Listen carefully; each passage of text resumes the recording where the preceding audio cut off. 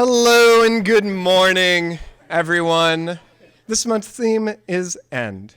So I had a lot of television shows banned. Some people grew up without TV. My dad would say what shows we couldn't watch. He was a scientist, so those things were often factually based. So I couldn't watch the Flintstones because man never lived with dinosaurs, depending on what part of YouTube you're watching. Another show that I wasn't able to watch was The Jetsons. And I didn't really know why growing up. My dad would always say, it's racist. It's racist. And I remember when I was 9 or 11, I really just asked him, I really wanted to watch The Jetsons. It seemed cool, flying cars, dogs, robots, what's not to like? He said, no, Daniel, it's racist. What kind of future is it where there's no people of color, where there are no black people, where there are no queer bodies? The only semblance of a black body that we see is Rosie, who is inherited through a long history of racial stereotypes perpetuated from the minstrel shows that would tour around Jim Crow South. That is a legacy that it perpetuates. And if you watch a show like that, that is not a future that you are participatory in. That is not a future that you have agency or action in. Lonny Brooks is the foremost speaker on Afrofuturism 2.0. And when we're talking about the future, we wanted to bring Lonny here to talk about what must end so that we can imagine that future. Without further ado, please give a very warm welcome to Professor Lonny Brooks. Well, it's great to be here in Oakland and talking to you, so thanks for the privilege of being at Creative Mornings. So I'm going to do this. Okay.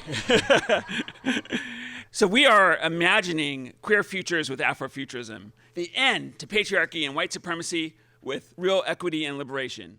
So we're looking at basically how do we bring two strands together of queerness and queer folks in the Black experience together. And, basically we are here, we have a future, and it's badass. So how many people have seen the Black Panther? Woo! Yeah, Wakanda forever, right? So the idea is that we've seen what it means to have an uncolonized space on the screens. It changed our thinking about the future in seeing ourselves on the screen as Black superheroes. But there's some critique to this too, in that Black Panther had and I get this also from my colleague, Amber Johnson from St. Louis University. We talk about this, and she's writing a paper more on this topic as well. But Black Panther, in terms of critique, I love the film, but, it's also problematic in some instances, too, because what we see are perfect Black bodies, right? We don't see kind of marginalized, super Black bodies that are disabled, right, or have challenges in some way. So we don't see some of the marginalized, unperfect Black bodies, right, that are also capable of superhero feats. And at the same time, we see almost every white straight male has seen themselves in almost every big superhero movie ever made, right? And so to see this film was to see ourselves on the screen as being bigger and better than ever. So this film changed my life. It changed the way we see Black people in film in many ways as well. So I ended up on ABC News. That was fun. But the Jetsons, to come back to that theme, right? We really have, in the 50s and 60s, saw this all-white animated cast, and the closest thing to resembling a Black person was, with her sass, was the maid, right? This robotic maid.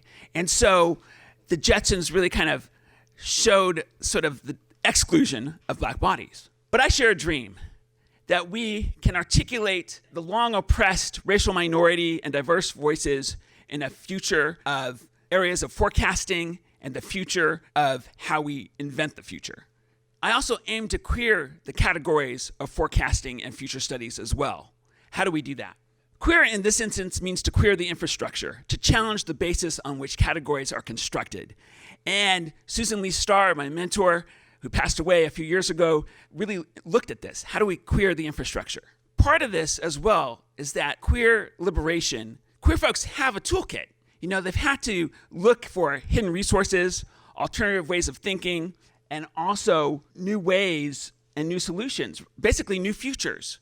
So we can use this toolkit to smash the patriarchy, to reinvent capitalism, to think of new ways to avert the apocalypse as well.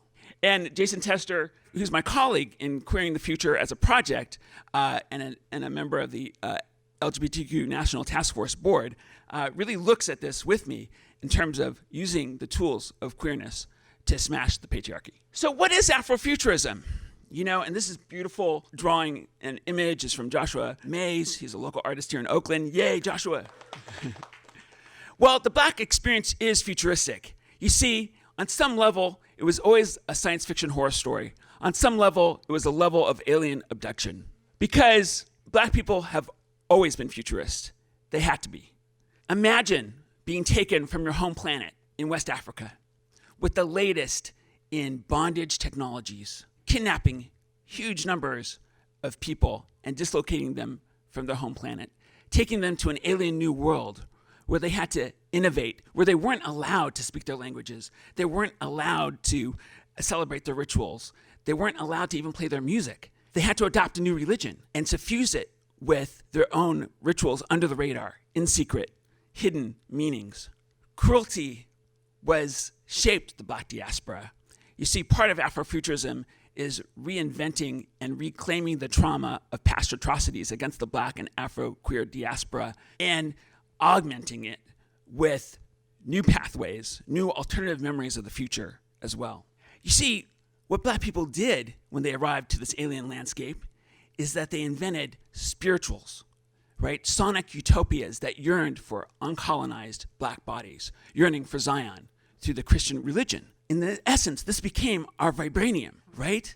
From the Black Panther. Also, part of Afrofuturism is about tracing the Black fantastic. And what does that mean? Well, it means looking at the minor key sensibilities of the underground, from the experiences of the underground. For instance, some of my students invented artifacts from the future. One in particular imagined this feminist film that would lead to voting in an all-female Congress. Wouldn't that be great? Tracing the Black fantastic also means recovering past progressive futures and counter-futures and sprouting them into the present. This is Erica Huggins from the Black Panther Party, former leader of the Black Panther Party. That diagram on the screen is the Dogon of Male's traditional symbol that traces their ancestry to Sirius B, the star that was only recently discovered in the past few hundred years by astronomers. But the Dogon of Male had that for centuries. And then our herbal vibranium that we've had also for centuries to help us heal, to recover, to be powerful. The Black fantastic is also about reading into radically new possibilities of the future and augmenting it and suffusing it with more Black soul, with progressive values. Tracing the Black fantastic also means looking for signs of this Afro-queer utopia all around us and reading them as outposts of a new society. So from Erica Huggins and the Black Panther Party to Janelle Monáe's Dirty Computer, how do we see the Black fantastic? Well, we can also see it here in Wakanda, Okanda, We're proclaiming and reclaiming Okanda. We're recording the facts of a Black future still innovating and repairing. This is Bosco Conte, who invented the electro spit that talk boxes your voice. Unfortunately, the videos can't play, but this is him. So if Bosco is around, he's he's inventing the future right now at Zoo Labs in Oakland. To the renaissance of new films like Blind Spotting and Sorry to Bother You. How many people have seen Sorry to Bother You, right? And then we have these beautiful Black Panther posters by Tarika Lewis on 9th Street. They're not there anymore, but I captured them, in terms of taking photographs of them because that exhibition is gone now. And, it's kind of these traces disappear of Wakanda. They're there for a few minutes, a few weeks, and then gone. And then they have to be brought back, like now, right? So these are beautiful. She's proclaiming Black Panther territory and also looking at, the Black Panther and signs of liberation. These are beautiful. Also, migration is beautiful in these, right? Proclaiming years of liberation too. In looking for Okanda outside, I came to this really fantastic communal computer lab called Dynamic Land, where I began to think about how do we have afro-rhythms, afro-algorithms from the future? How do we create that? And in this Dynamic Land, it's right on 9th Street. They're still working. They used to have community hours. Now they're reinventing themselves again. But what they did was they looked and created playable media by projections from computers on rafters and the lofts that they have. and recreated any type of objects into everyday objects into playable media. So in this one, we were playing around with what would happen if we talked about Wakandan future memories and projected it on a table, on a piece of paper. So, we tried to animate things. What would it be like if you went around this land of Wakanda, and every time you went over a different territory, you came up with an alternative vision of the future? And then I said, well, why not take Bosco Conte and put him in the system as well? So we did that. And then with the Black Bucket of Arts movement that debuted in 2017 and 2018 here in Oakland, the Black Bucket of Arts movement is a burgeoning global arts movement that's happening in every city every year for the last 3 years, from Canada to the States to Europe and Berlin to right now they're having it in Accra and Nairobi this summer. So it's a burgeoning celebration of the Black imagination. I help organize and lead the Black Speculative Arts Movement, or BSAM for short, in Oakland. We're going to have one next year, so I'll be inviting you to that.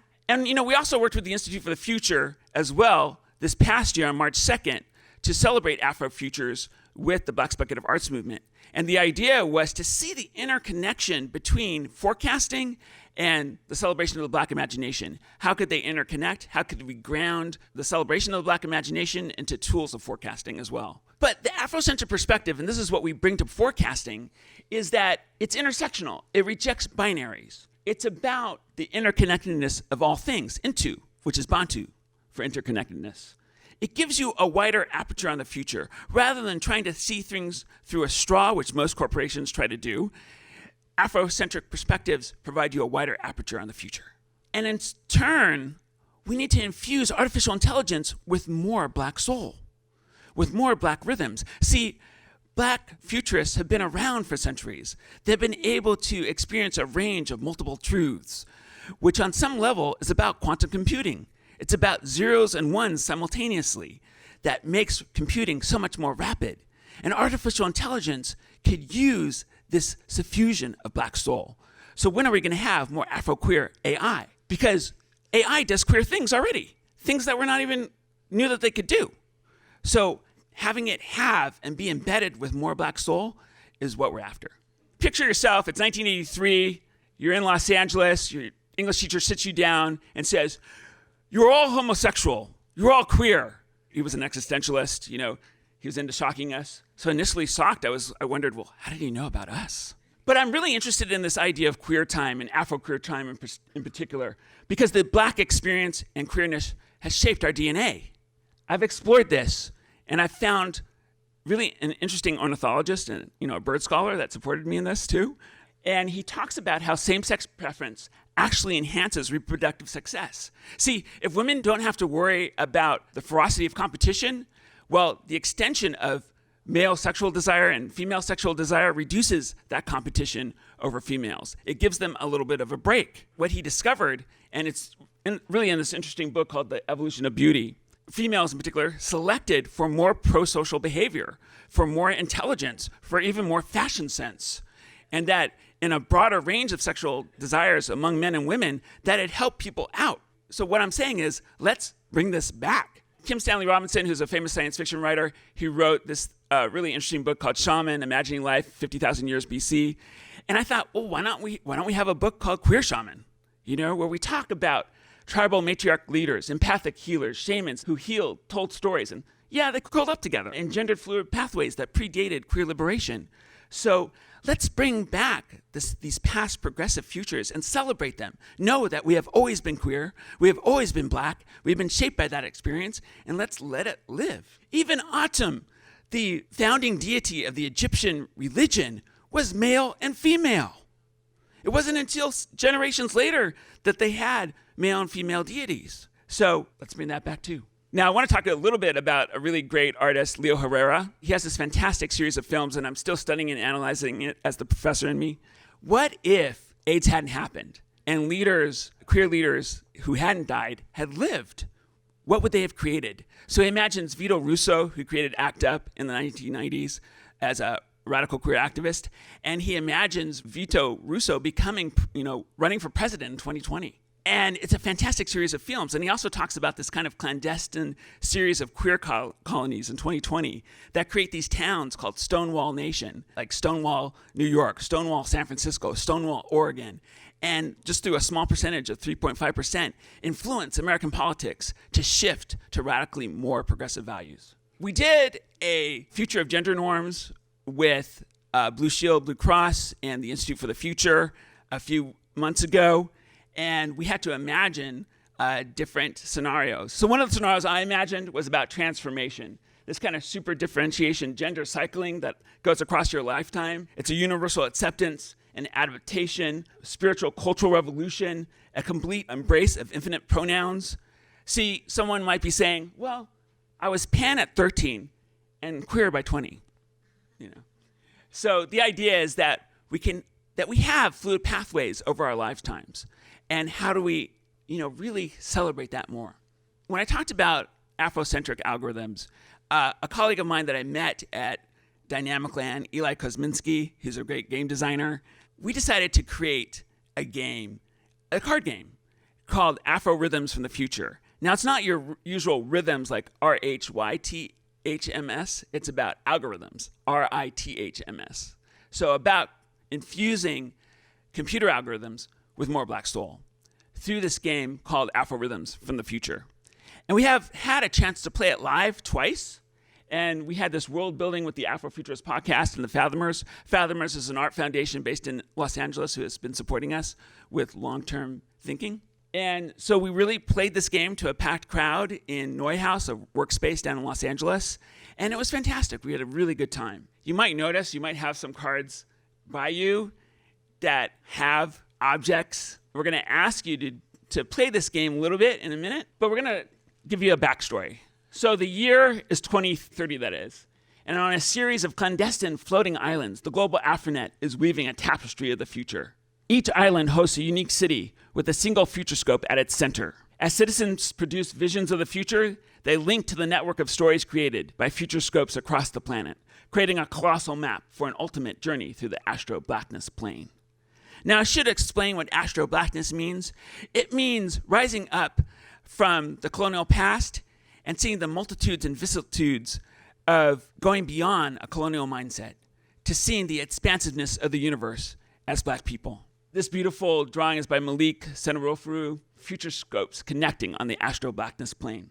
And this is Ahmed Best. He hosts the Afrofuturist podcast along with myself as a co-producer and co-creator of the podcast. It's on iTunes, so check it out. And we also had a beautiful conversational map that was facilitated and created by Anthony Weeks as we were playing the game.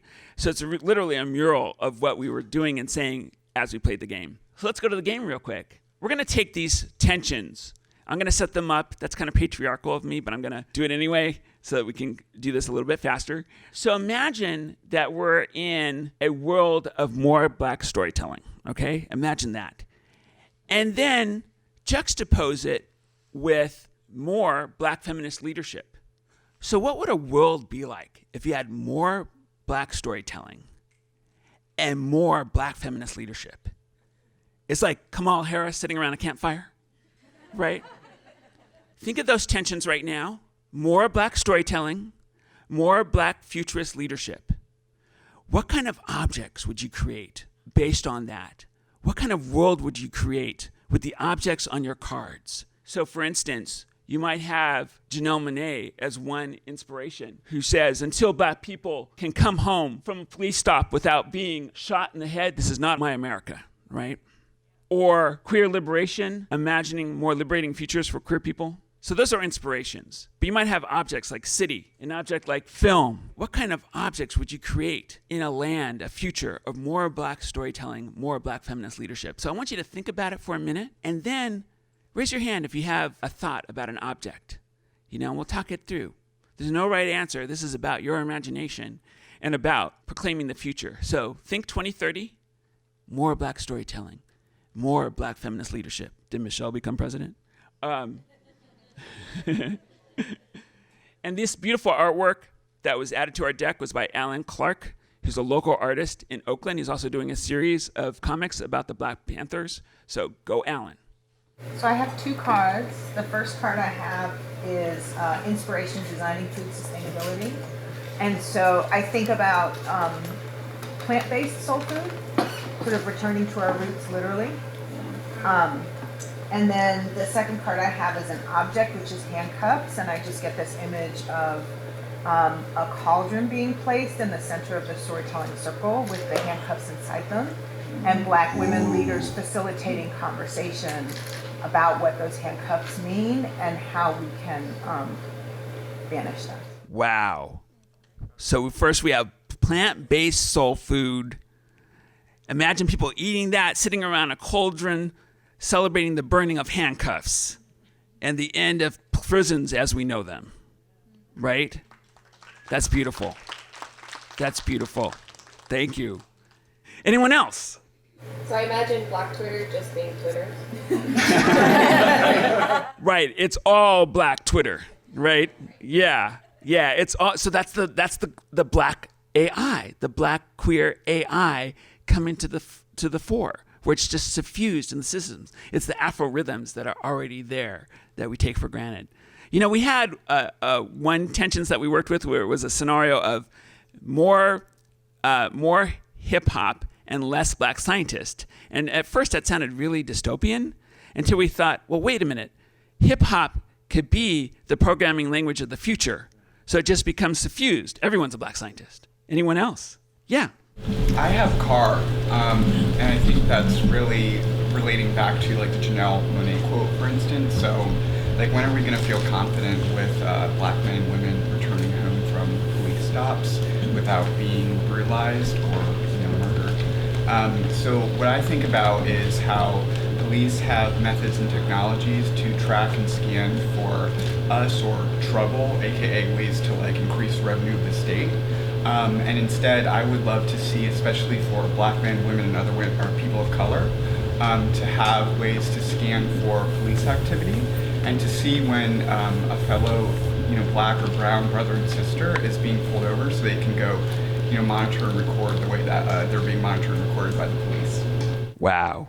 So an all-Black protective car, outfitted with the latest technologies to surveil and monitor the authorities. I love it. Thank you. Part of what we're doing here is we want to create alternative memories of the future as a form of cognitive prosthetics. The ember of cruelty may have shaped the Black experience and still does in many ways, but that we can augment and reclaim and reinvent that trauma with new alternative and more powerful memories of the future to come. And that's what I think I invite you all to do. I think my time is short, so is there any last folks that have some ideas? Yeah. I just had a thought. My card also said inner network, and I was thinking about how people can become their own healer, and then within that process, you become part of healing circles and be able to spread that healing throughout our communities, throughout our countries, and it just spreads just by our brain power. Wow. The neuro shaman, the neuro healing shaman, where again, we're kind of bringing back what we had 50,000 years ago as a prolific part of everyday life. I love it. Thank you. Well, I want to thank you for your time and listening. I hope I left you with a few nuggets, which is the tip of the iceberg, but we can go deeper. Have a creative morning, y'all, and think about the queer Black future. Follow us if you're on Facebook, the Afrofuturist Podcast. Look at the Black Speculative Arts Movement, bsam-art.com. You can follow me on @Avilani. We're going to have another Black Speculative Arts Movement festival next year. I just invite you to have a creative morning and to think about the future. Thank you.